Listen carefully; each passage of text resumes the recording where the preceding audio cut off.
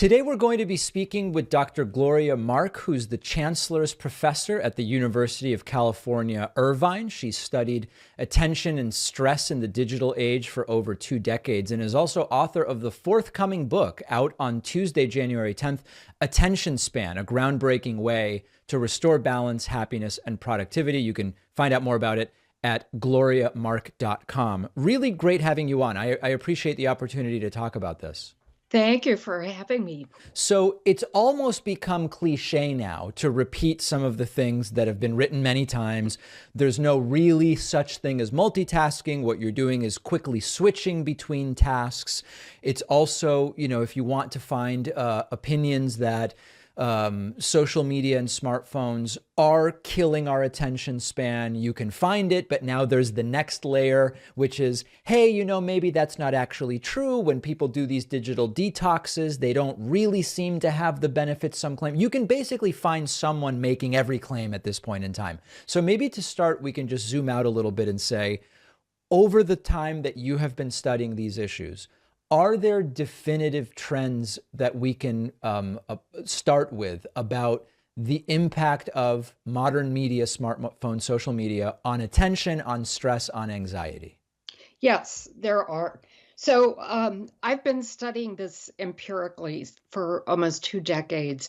Now, let me very quickly explain how I study attention. Yeah. So, we started out using stopwatches and shadowing people. And every time someone switched their attention or switched screens, we would note that. We then later switched to computer logging techniques, which are very precise, very objective, and unobtrusive. So we can get precise measures of how long exactly people's attention is on any screen, whether it's their computer or smartphone.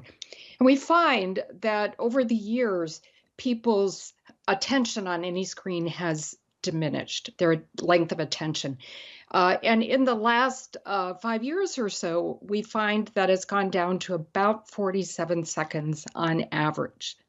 If we look at the midpoint, it's called the median, that we find that half of all of our observations of the length of attention is actually less than 40 seconds. 40 seconds is the median.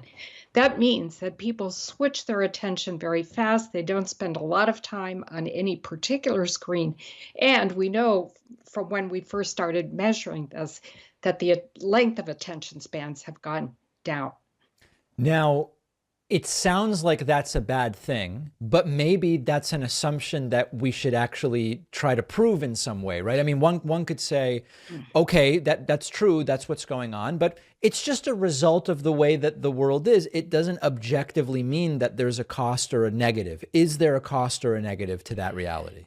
Yeah, unfortunately, there is a cost because we find a strong relationship between the frequency of shifting attention and stress. So stress goes up as attention is shifted.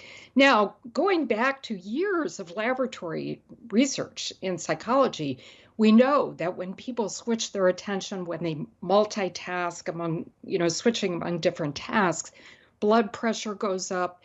There's a physiological marker in the body that also indicates that people are under stress.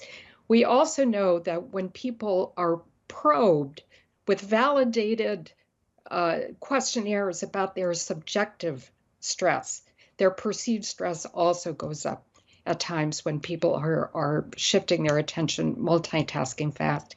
So there is a cost, yes. When we talk about the stress and anxiety component, it seems important to distinguish, to take one example, to take social media. On the one hand, we have these aspects of the rapidity with which you can switch between things when you're scrolling social media, the distractive element of picking it up and looking at it when maybe you should be spending an hour consecutively working. So that's one side. We then have the stuff that people like Jonathan Haidt and others look at more, which is the effect of the content, and does seeing people's best moments when you're just sitting at home in your pajamas and comparing, or right, there's the content aspect when it comes to kids in school, the way that some bullying has moved into the social media space. These are two different things. How can we distinguish the impact of one from the impact of the other? Yeah, so you would have to do some controlled studies. So you'd have to basically give people uh, social media that has positive content, and then give them social media that might have negative content, and then you look at the differences. So you're controlling that. And then there's other things you can control too, such as the length of posts, and see what impact that has. But there's absolutely no question that social media is it's two-sided, right? There's benefits. We can't deny that there are benefits for young people. They can be socially connected to other people, especially during the pandemic, right? It was really a great benefit for a number of people, not just young people. But of course, there is a negative side as well. As you mentioned, cyberbullying, there's misinformation. So there's absolutely no question that it's a double-edged sword. So if we assume that the majority of my audience kind of understands the guideposts here of the concern and of the reality of what's going on, let's talk a little bit about sort of like what safeguards or behaviors one can kind of cultivate for themselves. Neil Postman in his book Technopoly, like 30 years ago, wrote about whenever there's a new technology, there's good and there's bad. The idea of saying, let's only allow the good through regulation, it rarely works. And we really just need to kind of think through the best way to welcome these technologies in total, right? And sort of limit the damage that they can do. What should people be doing? Is it, practically, is it you put your phone in a different room, you set a timer and use these techniques where you work 25 minutes, I think it's the Pomodoro Technique, 25 minutes and then a 5-minute break and then you switch to something else. And is it practical to think people can really do that regularly? Yeah, so first of all, consider there are individual differences. So personality absolutely plays a role in people's ability to self-regulate. Some people are born lucky. They have good abilities for self-regulation. Other people are not born so lucky. But if you're not born lucky, there are things you can do to change. People can develop agency over their behaviors.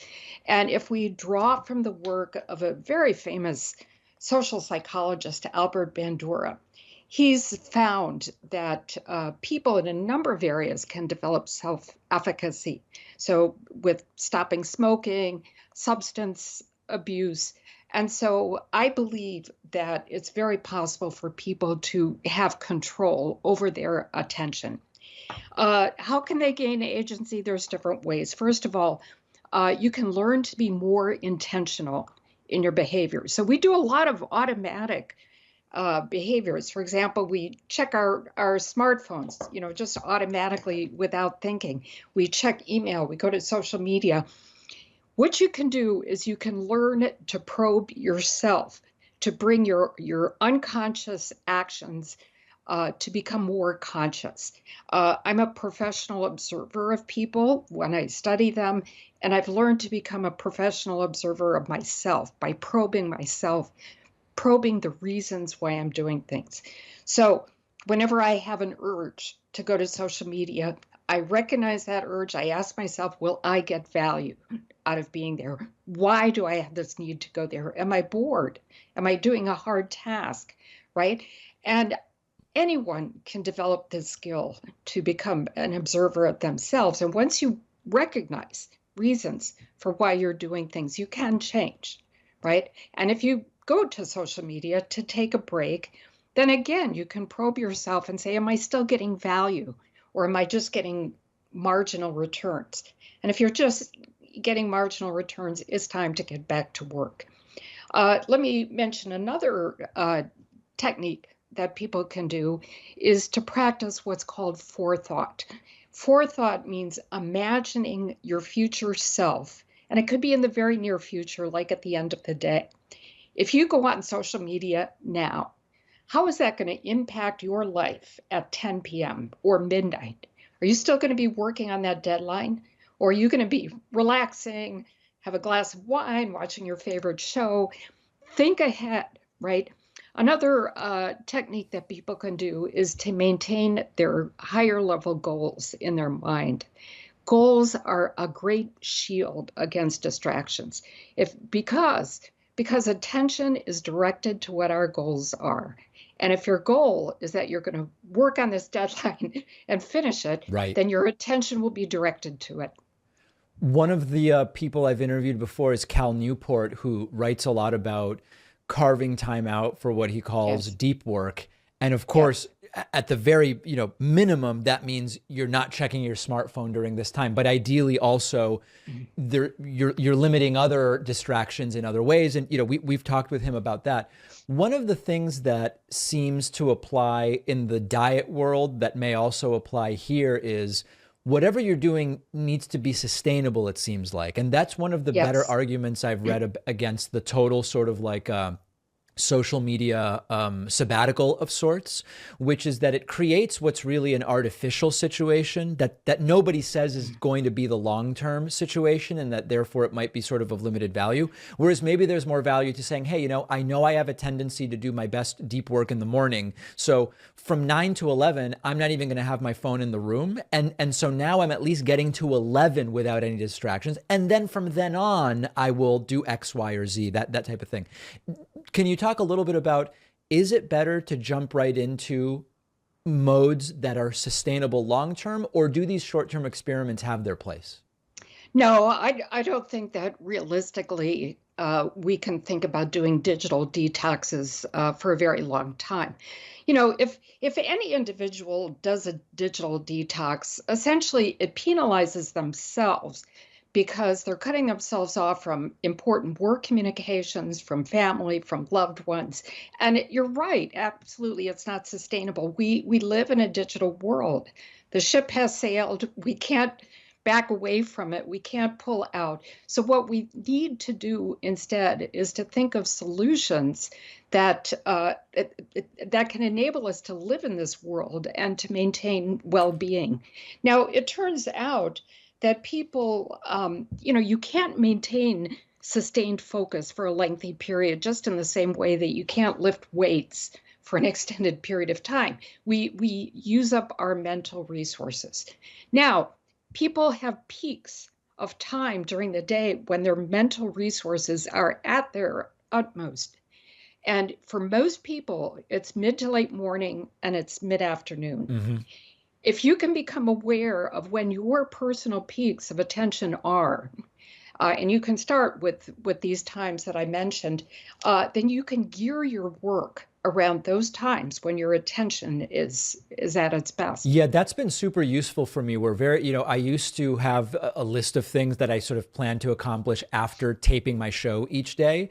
And I learned that I would get only to a fraction of that list just because of sort of like mood and who knows, other things that maybe I can't necessarily identify. But I found that the more I plan to do before filming each day, dramatically more efficient, dramatically more productive. And so now I kind of I know that if I get to my desk 15 minutes earlier, I'm going to do way more than if I think of doing that at 3 p.m.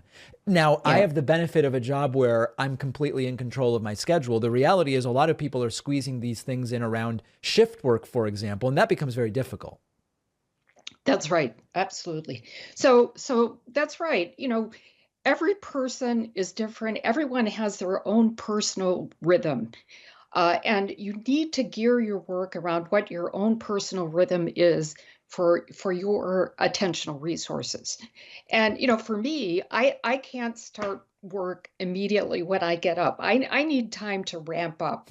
So I do easy things when I start. I will take care of email, I'll read the news, and then, I'm a little bit geared up, and then I can start diving into doing hard work, and then I'm at my peak. Now, people can discover their peak by, finding out what your chronotype is. Some people are early types, some people are late types. Yes. It can serve as a guide, at least to get you started, but become aware of when you start feeling exhausted. And the best thing you can do is pull back, take a break, get replenished, and then you can go back in with a full tank of resources. We have been speaking with Dr. Gloria Mark. The book, which is out on Tuesday, January 10th, is Attention Span, a groundbreaking way to restore balance, happiness, and productivity. You can find out more at www.gloriamark.com. Really appreciate your time and your insights today. Oh, thank you so much for having me.